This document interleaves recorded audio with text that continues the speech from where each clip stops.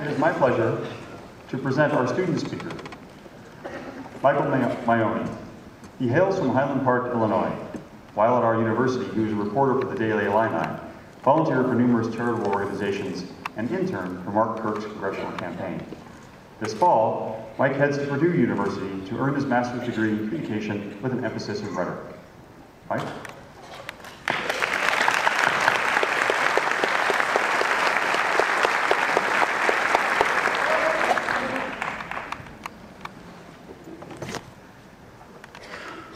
Thank you, Dr. Tewksbury.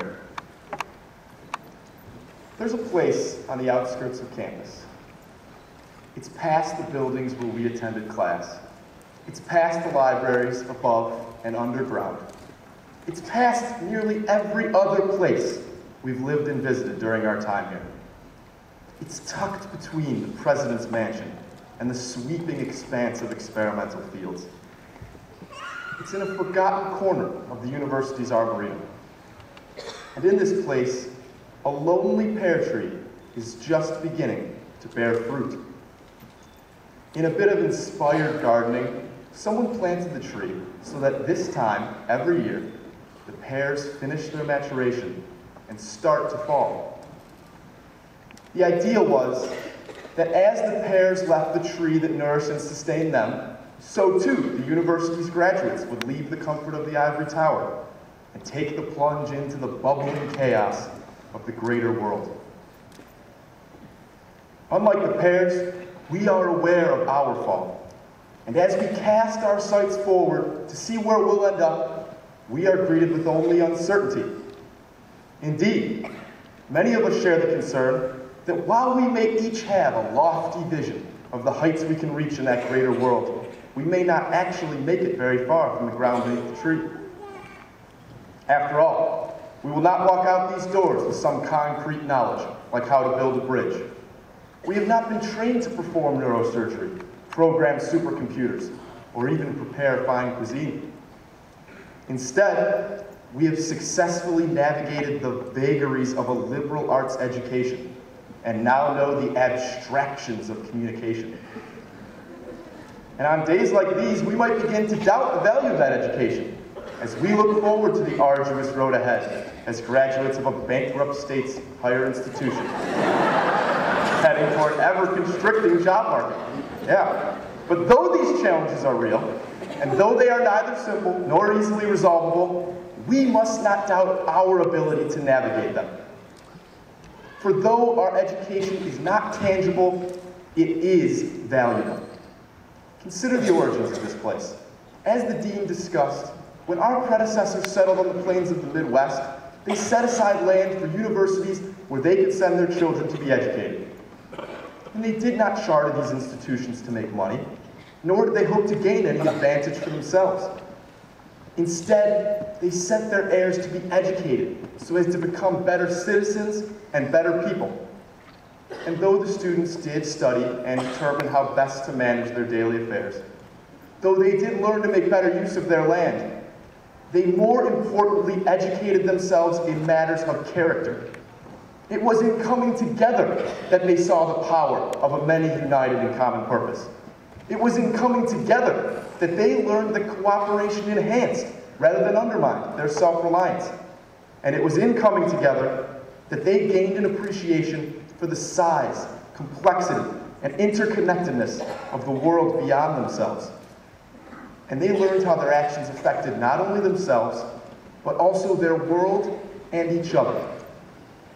So though all those hard tasks are out there, we can find the value of our education if we remember the importance of coming together, if we see what we have gained from doing so, and if we recognize our role in helping others do the same. For as students of communication, we must know that the intangibility of communication is not a sign of its weakness, but of its power. For there is no one in any of those fields, be they neurosurgeons or computer programmers or even chefs, that would not stand to benefit from improved communication. And we have seen, just in our time here, innumerable examples of the world's need to communicate better. From Haiti to New Orleans, from Alabama to Japan, better communication between government officials, foreign aid organizations, and the victims themselves could have vastly improved relief efforts. In other cases, such as the Gulf oil spill, improved communication could have averted catastrophe entirely. And let us not forget that when the president mourned the tragedy in Tucson, he did not implicate lax gun laws or radical organizations, but the way we talk to one another on a day-to-day basis. And the world has not just provided us examples of its need.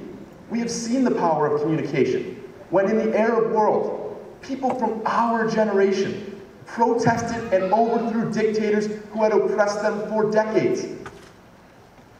And it was because they were able to communicate and organize themselves effectively. Seeing what they have overcome, our problems suddenly look much smaller. And though we may note on days like these, the gap between the world as it is and the world as we would have it be, we can take comfort in the knowledge that we have been equipped with the tools to bring the two a little closer. And whether we work to restore cadence where there is cultural disorder, whether we work to make organizations more efficient, or we work to sort out the nation's convoluted healthcare system, we will be working to bridge that gap. And when we are in doubt, when all those hard things are in front of us, we need only remember that though the bridges we build are not realized in steel and stone, they bring people together just the same.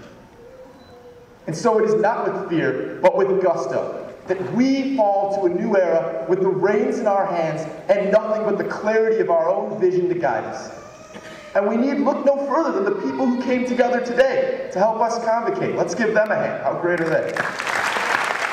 We need look no further than them. We need look no further than the faculty and the lessons and guidance they have provided for us. How great have they been? Yes. And we certainly need look no further than the classmates we have befriended and learned from during our time here. And so, as we claim our status as the Department of Communications' newest graduating class, we can brush away those fears I mentioned earlier. For every time we remember the best of our years here, every time we use a kernel of wisdom standing on a windy Champaign night, we will be standing proudly beneath that tree. And if you're proud of the tree you fell from, it cannot be a bad thing not to have fallen very far. So it is with that knowledge that we call ourselves, together, the class of 2011. Congratulations, and thank you.